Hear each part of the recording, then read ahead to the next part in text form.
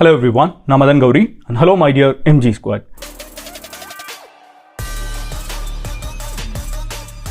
இந்தியாவுக்கும் யூஎஸ்க்கும் நடுவில் ஒரு பஞ்சாயத்து.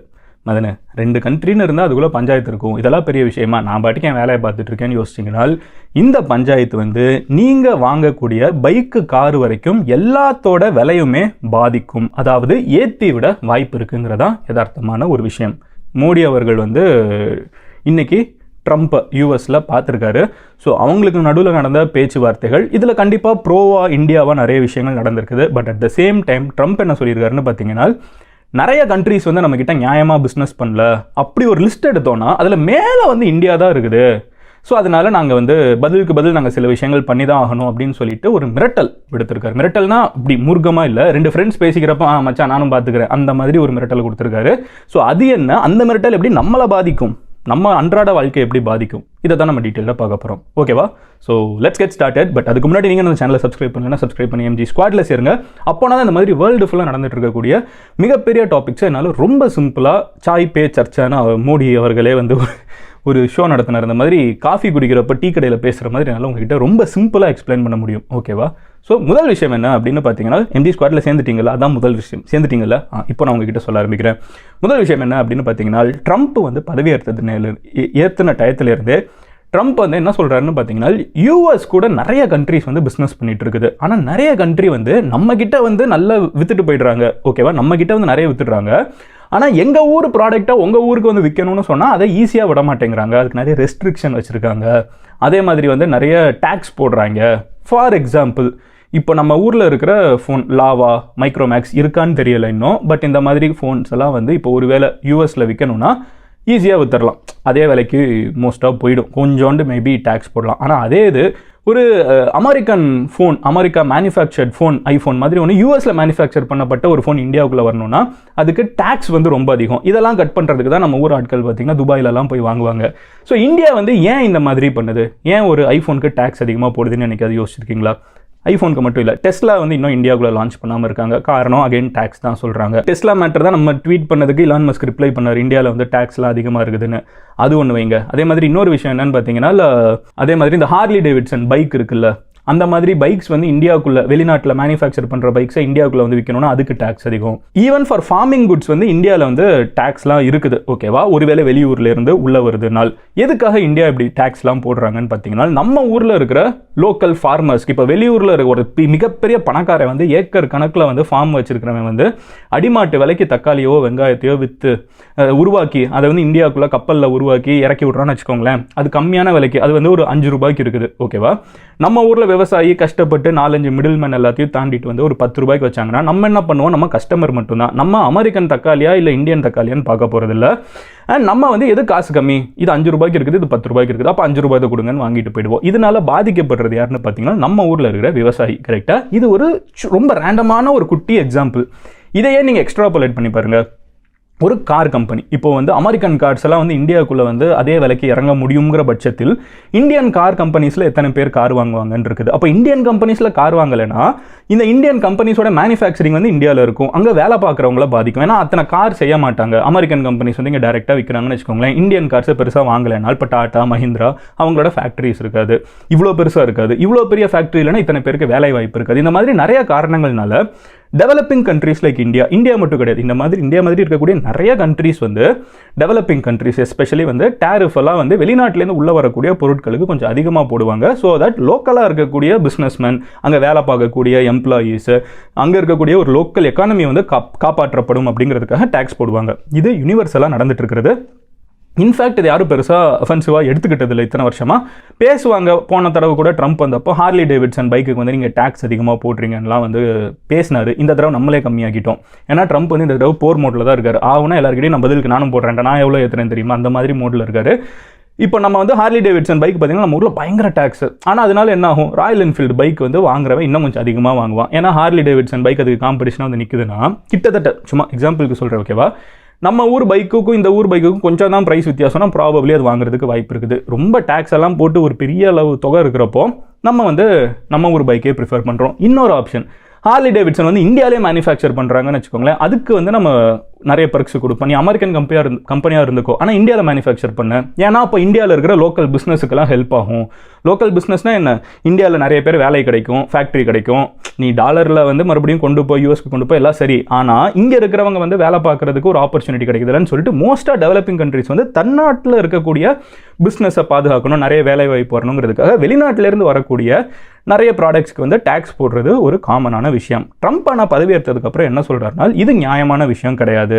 அவரோட பாயிண்ட் ஆஃப் வியூவில் அவர் சொல்கிறது கரெக்டு தான். ட்ரம்ப் என்ன சொல்கிறாருனால் இப்படி நீங்கள் பண்ணுறதுனால அமெரிக்காவில் இருக்கிற பிஸ்னஸ் அடி வாங்குது. நீங்கள் வந்து அசால்ட்டாக ஒரு பைக்கையோ காரையோ யூஎஸில் வந்து வித்தரலாம், ஆனால் இந்தியன் கம்பெனிஸ் பெருசாக அது பண்ணல, ஏன்னா அது குவாலிட்டி இஷ்யூஸ்லாம் இருக்குது. இப்போ தான் நம்ம கொஞ்சம் கொஞ்சமாக அங்கே போயிட்டுருக்கோம், அது வேறு பிரச்சனை. பட் நம்மளுக்கு ஆப்ஷன் இருக்குது, நம்ம போய் அங்கே மார்க்கெட் இருக்குதுனால் அங்கே வாங்குறதுக்கு ஆட்கள் ரெடியாக இருந்தாங்கன்னா நம்ம ஊர்லேருந்து மெடிசன் அங்கே போய் ஈஸியாக விற்கலாம். நம்ம ஊர்லேருந்து பண்ணிட்டுருக்காங்க நிறைய ஃபார்மாசூட்டிக்கல் கம்பெனிஸ் வந்து யூஎஸில் வந்து விற்றுட்ருக்காங்க. நிறைய வந்து நம்மளோட அக்ரிகல்ச்சர் ப்ராடக்ட்ஸ் வந்து யூஎஸ்குள்ளே போயிட்டு இருக்குது. இந்த மாதிரி நிறைய சாரி அந்த மாதிரி நிறைய ப்ராடக்ட்ஸ் போயிட்டுருக்குது. பல்சஸ் நம்ம வந்து பருப்பு அந்த வகைகள்லாம் நிறைய யூஎஸ்க்கு போகுது. இதெல்லாம் நம்ம போகிறதுக்கு பேரியர் பெருசாக கிடையாது, டேக்ஸ் பெருசாக. இந்தியா நம்ம அவங்களுக்கு ரெசிப்ரோக்கலாக போடுற அளவுக்கு, நம்ம அவங்களுக்கு போடுற அளவுக்கு அவங்க நம்மளுக்கு டேக்ஸ் போடல.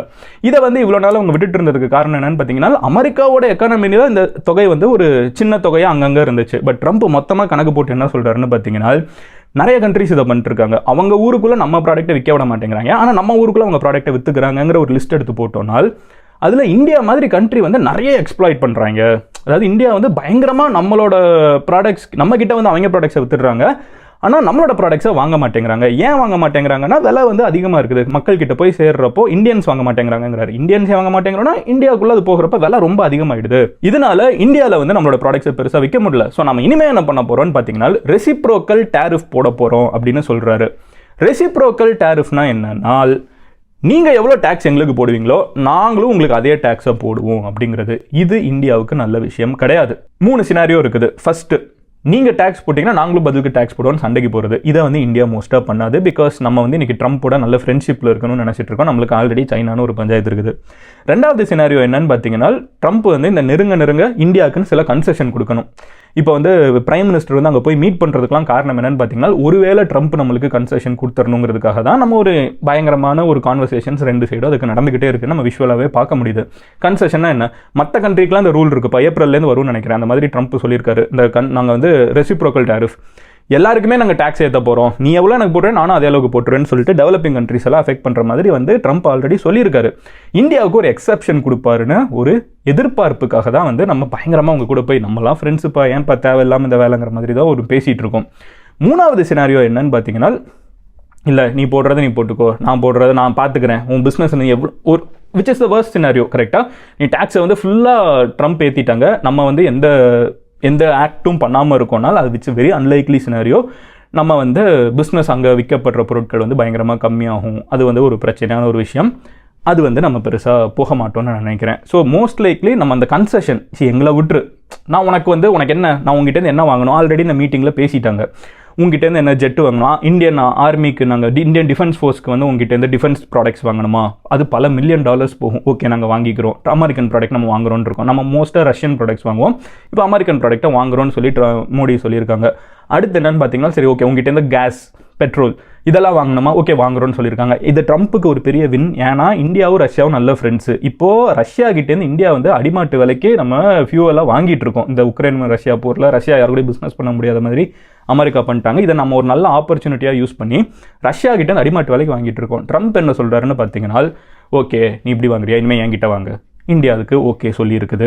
இனிமேனா அங்கே ரஷ்யா கிட்ட வாங்காத அந்த டிஸ்கஷனுக்குலாம் போகல, என்கிட்டேருந்து நிறைய வாங்கு, ஓகே உங்ககிட்டேருந்து நிறைய வாங்குறேன் அப்படிங்கிறத இந்தியா அக்ரி பண்ணியிருக்குது. பேசிக்காக இதை எப்படி பார்க்கலாம்னா, 1, 2, 3ன்னு 3 ஃப்ரெண்ட்ஸ் இருக்காங்க நம்ம கிளாஸில். ஓகேவா, இது ஒரு சின்ன எக்ஸாம்பிளாக வச்சுக்கோங்க. ஃபஸ்ட்டு இருக்கிறவனுக்கும் செகண்ட் இருக்கிறவனுக்கும் என்றைக்குமே பஞ்சாயத்து. தேர்டு இருக்கிறவங்க நம்ம. ஓகேவா, இந்த இடத்துல ஃபஸ்ட்டு நம்ம எல்லாருக்குமே தெரியும் US, செகண்ட் சைனா, தேர்டு நம்ம இருக்கும். இன்றைக்கி இருக்கிற சுச்சுவேஷனுக்கு, ஃபியூச்சரில் நம்ம மேலே வருவோங்கிறதுலாம் டவுட்ஸே கிடையாது. பட் இன்றைக்கி இருக்கிற நிலைமைக்கு இந்த 3 தான் ஆர்டர். ஓகேவா, இப்படி இருக்கிறப்போ யூஎஸ் வந்து சைனா கூட panchayat. At the same time US என்ன சொல்கிறாங்கன்னா, நீனும் என் கூட நியாயமா இல்லையே அப்படின்னு ஃப்ரெண்டாக இருக்கிறப்ப திடீர்னு மச்சான் நீ கூட என்கிட்ட நியாயமா இல்லையே அப்படின்னு சொன்னால் எப்படி இருக்கும்? பேசிக்காக இந்தியா இப்போ அந்த சிச்சுவேஷனில் தான் நம்மகிட்ட ட்ரம்ப் சொல்லிருக்காரு. ஏன்னா அந்த மொத்த மீட்டிங்கும் பார்த்தீங்கன்னா ட்ரம்ப்போ மோடியோ எங்கேயுமே கோவப்படலை, ஓகேவா? எங்கேயுமே ரெண்டு பேரும் அப்செட்டாக பேசல, பட் ரெண்டு பேருமே ஃப்ரெண்ட்லியாக பேசிக்கிறாங்க. At the same time Trump வந்து ரொம்ப ஸ்ட்ராங்காக இல்லை எங்களுக்கான வந்து இந்தியா பண்ணுறது வந்து அநியாயம் தான், எங்களுக்கு வந்து பயங்கரமாக டேக்ஸ் வச்சுருக்கீங்கிறத மறுபடியும் சொல்லிட்டு இருக்காரு. ஸோ பஞ்சாயத்தும் பண்ணல, அட் த சேம் டைம் நாங்கள் வந்து நியாயமான ஒரு சொல்யூஷன் வைக்க போகிறோம்ப்பா, நீ எனக்கு எவ்வளோ டேக்ஸ் போடுறியோ அதே டேக்ஸ் உனக்கு நான் பதிலுக்கு போடுவேன் அப்படின்னு சொல்லிட்டு இருக்காங்க. ஓவராலாகவே பார்த்தீங்கன்னா இந்தியா வந்து ரொம்ப ஹெவி டேக்ஸ் வந்து அமெரிக்கன் ப்ராடக்ட்ஸ்க்கு போடுறோம். அமெரிக்கா வந்து இந்தியாவோட ப்ராடக்ட்ஸ்க்கு ரொம்ப கம்மியாக டேக்ஸ் போடுறாங்க. நீங்கள் ஆவரேஜாக எல்லா செக்டர்லையும் எடுத்து பார்த்தீங்கன்னா இதுதான் யதார்த்தமான ஒரு உண்மை. ஸோ மோஸ்ட் லைக்லி நான் என்ன நினைக்கிறேன்னா, இந்த 3 சிச்சுவேஷன் சொன்னேன்ல, அந்த மாதிரி நான் என்ன நினைக்கிறேன்னா, இந்தியா வந்து நிறைய இடத்துல அமெரிக்காவுக்கு டேக்ஸை கம்மியாக்குவாங்க. இதோட ரியாக்ஷனாக நம்ம எப்படி எஃபெக்ட் ஆகும்னு பார்த்தீங்கன்னா, அமெரிக்கன் ப்ராடக்ட்ஸ் வந்து நிறைய இந்தியாவுக்குள்ளே ஃப்ளோ ஆகிறத நம்ம பார்க்க முடியும். இன்றைக்கி இருக்கிற என்ட்ரி பேரியர் வந்து அமெரிக்காவுக்கு ப்ராபப்ளி ஒரு வருஷம் கழிச்சு இருக்கிறதுக்கான வாய்ப்புகள் கம்மி. So more American bikes, cars, இது என்ன சொல்ல, ஃபோன்ஸ் இந்தியாவுக்குள்ளே நிறைய வர்றதை பார்ப்பீங்க. ஏன்னா அவனுக்கு ஒரு மார்க்கெட்டிங்கை க்ரியேட் ஆகும். மக்கள்கிட்ட வந்து இந்தியாவில் மேக் பண்ணுறதுக்கும் அமெரிக்காவில் மேக் பண்ணுறதுக்கும் ரொம்ப பெரிய ப்ரைஸ் டிஃப்ரென்ஸ் பார்க்க மாட்டீங்க. ஏன்னா டேக்ஸ் வந்து இந்தியா கம்மி பண்ணுவாங்க, இந்தியாவுக்குள்ளே கொண்டு வர பார்ப்பாங்க. ஸோ இதனால் யார் பெனிஃபிட் ஆவாங்க அப்படின்னு பார்த்தீங்கன்னா, அமெரிக்கன் பிஸ்னஸ் கண்டிப்பாக பெனிஃபிட் ஆகும். நம்மளுக்கு அட் த சேம் டைம் நம்மளோட ஒரு விதத்தில் ஒரு இன்டைரக்டான பெனிஃபிட் இந்தியன்ஸ்க்கு என்ன இருக்க முடியும், பொதுமக்களுக்கு என்ன இருக்க முடியும்னு பார்த்தீங்கன்னா, நம்ம ஊரில் இருக்கிறவங்களும் தக்காளி தூக்கு கிடையாது. இப்போ டெஸ்லா வந்து நாளைக்கு இறக்குனாங்கன்னா டாடா மோட்டார்ஸும் மஹிந்திராவும் வேடிக்கை பார்த்துட்டு இருக்காது. நம்மளும் பயங்கரமாக டெவலப் ஆகிட்டு இருக்கு. இப்போ லேட்டஸ்ட்டாக வரக்கூடிய டாடா அவின்யாவாக இருக்கட்டும், ஆர் மஹிந்திரா B6E இருக்கட்டும், இந்த கார்ஸ் எல்லாம் எடுத்து பாருங்களேன், வேறு லெவலில் இருக்குது. யூஎஸ் மார்க்கெட்டில் இறக்கி விற்கிற அளவுக்கு தான் குவாலிட்டி இருக்குது. நான் அது எக்ஸாகரேட் கூட பண்ணல, நீங்கள் கார்ஸ் எல்லாம் எடுத்து பாருங்கள். ஸோ நம்ம அந்த அளவுக்கு நம்மளும் ரெடி ஆகிட்டு இருக்கோம். ஸோ தட் இது ஒரு ஹெல்தி காம்படிஷனாக உருவாக்கும். இன்டைரக்டாக இந்தியன்ஸுக்கு இது ஒரு விதத்தில் நிறைய ஆப்ஷன்ஸை கொடுக்கும். இந்தியன் கம்பெனிஸ்க்கு வந்து இப்போ வந்து நீ வேறு வழியே இல்லை, நீ க்ரோ ஆகணும். நீ வந்து இவ்வளோ நாள் டேக்ஸ் வந்து உன்னை பாதுகாத்து ஒரு ஹெல்தி காம்படிஷன் இல்லாமல் வச்சுட்டு இருந்துச்சு. இந்தியாவுக்குள்ளே இருக்கிற கம்பெனிஸை இந்தியாவுக்குள்ளே கம்பீட் பண்ணிருந்தீங்க. இப்போ வேர்ல்டோட கிரேட்டஸ்ட் டெக்னாலஜியும் இந்தியா கிட்ட ஈக்குவலாக வந்து நிற்கிறப்போ நீங்கள் வந்து அதுக்கு ஈக்குவலாக காம்பீட் பண்ணணுங்கிறத சில அட்வான்டேஜஸ் இந்தியன்ஸ்க்கும் வரும், இந்தியன் கம்பெனிஸ்க்கு வந்து ஒரு மோட்டிவேஷனாகவும் இருக்கும் முன்னாடி ஓடுறதுக்கு. But what ever said and ton, இன்னைக்கு ஸ்டாக் மார்க்கெட் இது ஃபேக்ட், ஓகேவா? நீங்கள் தேடி போய் பாருங்கள். இவ்வளோ நேரம் நான் சொன்னது எல்லாமே ஒப்பீனியன். பட் இப்போ நீங்கள் ஸ்டாக் மார்க்கெட் போய் பாருங்கள், அது ரத்த கலரில் செக்கச்சவேன்னு இருக்குது. எல்லா கம்பெனியுமே அடி வாங்கிட்டு இருக்காங்க. ஏன்னா எல்லா கம்பெனியும் ஏதாவது ஒரு விதத்தில் அமெரிக்கா கூட பிஸ்னஸ் பண்ணிட்டுருக்காங்க, பெரிய கம்பெனிஸ். அப்போ அந்த கம்பெனிக்கெலாம் டேக்ஸ் ஏறிச்சுன்னா பிரச்சனைன்னு சொல்லிட்டு எல்லா கம்பெனியோட மார்க்கெட் வேல்யூமே கம்மியாக இருக்குது. இது எங்கே எஃபெக்ட் பண்ணணும்னு பார்த்தீங்கன்னா, அவங்க கொடுக்கக்கூடிய சம்பளத்தில், விச் மீன்ஸ் உங்களுக்கு எனக்கு நம்ம வேலை பார்க்கக்கூடிய எம்ப்ளாயி க்ரௌட் இருப்போம்ல, அவங்கள அஃபெக்ட் பண்ண வாய்ப்பு இருக்குது. போனஸ் வர்றதுக்கு வாய்ப்பு கம்மியாகிறதுக்கு வாய்ப்பு இருக்குது. பிஸ்னஸே ஓவராலாக கம்மியாக வாய்ப்பு இருக்குது. பட் இது எல்லாமே லாங் டேர்மில் நடக்கக்கூடிய விஷயங்கள். பட் ஓவராலாக இங்கே நடந்த இந்த ட்ரேட் சம்மந்தமான விஷயம் இது. அப்போ மதன் எதுவுமே பாசிட்டிவாக இல்லையான்னு கேட்டிங்கன்னா அப்படி கிடையாது. இந்தியாவுக்கு சில பாசிட்டிவான வின்ஸ் பயங்கரமாக இருக்குது. மோடியும் ட்ரம்ப்பும் வந்து ஒரு நல்ல ஃப்ரெண்ட்ஷிப்பில் இருக்காங்கன்னு விஷுவலாக பார்க்குறதுக்கு ஒன்று தோணுது. ட்ரம்ப் வந்து நீங்கள் வந்து மிஸ் பண்ணப்பட்டீங்க அப்படின்லாம் பேசுகிறாரு. இந்த ஃப்ரெண்ட்ஷிப் என்றைக்குமே இருக்கிறது நல்லது. இன்டர்நேஷனல் அஃபேர்ஸில் இதெல்லாம் பெருசாக கவுண்ட் ஆகுமான்னு தெரில. But it's always good to have leaders as friends. ரெண்டாவது விஷயம் என்னன்னு பார்த்தீங்கன்னா, ட்ரம்ப் வந்து நம்மளுக்கு ரொம்ப நாள் நம்மளுக்கு தேவைப்பட்ட ஒரு தீவிரவாதி வந்து அமெரிக்காவில் இருந்தாங்க, அவனை வந்து இந்தியாவுக்கு அனுப்புறதுக்கு ட்ரம்ப் அக்ரி பண்ணியிருக்காரு. இது ஒரு மிகப்பெரிய வின் இந்தியாவோட செக்யூரிட்டிக்கு. மூணாவது என்ன அப்படின்னு பார்த்தீங்கன்னா, அமெரிக்கா வந்து இந்தியாவோட சேர்ந்து ஒரு புது ட்ரேட் ரூட் உருவாக்கணும் அப்படின்னு சொல்லி பிளான் பண்ணிட்டுருக்காங்க. யூரோப் வழியாக, இந்தியாவிலேருந்து யூரோப் வழியாக அமெரிக்காவுக்கு கடல் வழியாக போகிறதுக்கு ஒரு மிகப்பெரிய யூரோப்பில் லேண்டு, அதுக்கப்புறம் வந்து கடல் வழியாக ஒரு பிஸ்னஸ் ரூட் புதுசாக உருவாக்கணும். இது வந்து சைனாவை காம்பேட் பண்ணுறதுக்கு இந்தியாவும் அமெரிக்காவும் டேக் டீம் போடுறாங்க. இது ரொம்ப நல்ல விஷயம். மோடி வந்து அங்கே பேசினப்போ என்ன சொன்னாங்கன்னா, நான் வந்து எந்த சைடும் எடுக்காமல் இருக்கேன்னு பேசுகிறாங்க, நான் அப்படி கிடையாது, நான் அமைதியின் பக்கம் அப்படின்னு சொல்லிட்டு பேசினாங்க. அதுவுமே வந்து எப்படின்னாலும் இன்டர்நேஷ்னல் லெவலில் இந்தியா வந்து ஒரு நியூட்ரல் ஸ்டாண்டை தான் மறுபடியும் மெயின்டைன் பண்ணுறாங்க, நாங்கள் அமைதியாக இருக்கோம் அப்படின்னு சொல்லிட்டு அதுவும் பேசியிருக்காங்க. ஸோ பேசிக்காக நம்ம எல்லார் சைடுமே வந்து ட்ரேடுங்கிற ஒரு பயத்தை காமிச்சாலும் அது ஒரு பயம் லெவலில் தான் இருக்குது, இன்னும் மக்களை அஃபெக்ட் பண்ணல. இந்த மீட்டிங்கில் நிறைய பாசிட்டிவ்ஸும் நடந்திருக்குது இந்தியாவுக்கு. What ever said and ton, இதை எப்படி இனிமேல் இந்தியா எடுத்துகிட்டு போகிறாங்க, நம்மளோட பியூரோக்ராட்ஸோட வேலை. இனிமேல் அரசியல்வாதிங்க இவ்வளோ பேச முடியும், பேசி ஒரு நல்ல என்விரான்மெண்ட்டை உருவாக்கி வச்சிட முடியும். இனிமேல் நம்மளோட பியூரோக்ராட்ஸ், நம்மளோட அஃபீஷியல்ஸ், அவங்க எப்படி அமெரிக்கன் அஃபீஷியல்ஸோட பேசி நம்மளுக்கு ஒரு ஃபேரான டீலை உருவாக்குறாங்கிறது தான் இனிமேல் நம்ம வெயிட் பண்ணி பார்க்கணும். பட் ஒரு விஷயம் கன்ஃபார்ம், அமெரிக்கன் ப்ராடக்ட்ஸை நம்ம இந்தியாவுக்குள்ளே நிறைய பார்க்க போகிறது உறுதி. எவ்வளோ பார்க்க போகிறோம், எந்தெந்த ஃபீல்டில் பார்க்க போகிறோங்கிறது வெயிட் பண்ணி பார்க்கணும். நாளைக்கு நான் உங்களோட ஒரு வீடியோவில் பார்க்குறேன். முடிஞ்ச அளவுக்கு ஒரு மிகப்பெரிய டாப்பிக்கை நான் ரொம்ப பேசிக் லெவலில் ரொம்ப சிம்பிளாக சொல்லியிருக்கேன். உங்களுக்கு இதை இன்னும் டீட்டெயிலாக தெரிஞ்சுக்கணும்னு நினச்சிங்கன்னா நீங்கள் ஒரு எக்கானமிஸ்ட் கிட்ட பேசுகிறதா சரியான விஷயம். நான் வந்து ரொம்ப லேமன் டேர்ம்ஸில் நான் புரிஞ்சுக்கிட்ட அளவுக்கு நான் எக்ஸ்பிளைன் பண்ணியிருக்கேன். ஓகேவா? Anyway I'll see you tomorrow. Until then, bye Madan Gauri. நீங்கள் என்னை பர்சனலாக ஃபாலோ பண்ணணும்னு நினச்சிங்கன்னா இன்ஸ்டாகிராமில் மதன் கௌரின்னு சொல்லி சர்ச் பண்ணுங்கள். It's verified profile. நீங்கள் ஈஸியாக ஸ்பாட் பண்ண முடியும். அண்ட் அங்கே ஃபாலோ பண்ணுங்கள். ஸோ தட் இந்த மாதிரி இன்டர்நேஷனலாக நடந்துட்டு இருக்கிற எல்லா விஷயத்தையும் எனக்கு ஈஸியாக நீங்கள் இன்ஸ்டாவில் ஃபார்வர்டும் பண்ண முடியும். ஏன் லைஃப்பில் என்ன நடந்துட்டு இருக்குங்கிறதையும் நீங்கள் டெய்லி தெரிஞ்சுக்க முடியும். Love you all, take care, bye. Cheers and jeez. உங்கள் ஃப்ரெண்ட்ஸ் யாராவது யூஎஸில் இருந்தாங்கன்னா அவங்க கிட்ட ஷேர் பண்ணுங்கள். ரொம்ப முக்கியமான விஷயம் உங்களுக்கு இது. அண்ட் ஒரு விஷயம் நான் சொல்ல மறந்துட்டேன். யூஎஸ்லேருந்து அடுத்த 2 ஃப்ளைட் வரப்போகுதான் இன்னும் 2 நாளில். இன்னும் மோர் இந்த இல்லீகல் இமிக்ரெண்ட்ஸ் வந்து யூஎஸில் இருக்காங்களா அவங்கள இந்தியாவுக்கு அனுப்பிச்சி விட்றாங்க. அம்ரித்சருக்கு இன்னும் எக்ஸ்ட்ராவாக 2 ஃப்ளைட் வரப்போகுது. மோஸ்ட்டாக எல்லாத்தையும் அனுப்பிச்சிடுவாங்கன்னு தான் தோணுது. லட்சக்கணக்கில் இருக்காங்க இந்தியன்ஸாக. நாங்கள் உள்ள வெயிட் பண்ணி பார்க்கணும். Bye, take care, cheers எம்ஜிஸ்.